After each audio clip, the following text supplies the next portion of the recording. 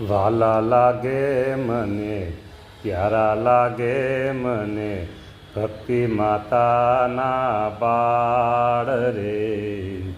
પ્રભુ, તમે ગમે એટલા મોટા હો, પણ ભક્તિ માતા પાસે તમે એના બાળ જ છો, બાળ તમે એના બાળ.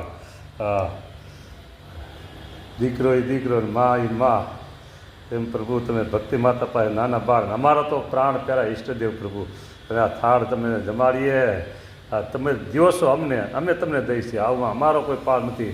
રસ્તા એમ માની કે પ્રભુને મેં જમાડ્યા અને તમે હમણાં રાજી પહોંચ્યો છો. વાહ પ્રભુ, જમો મહારાજ, એ મોજથી જમજો.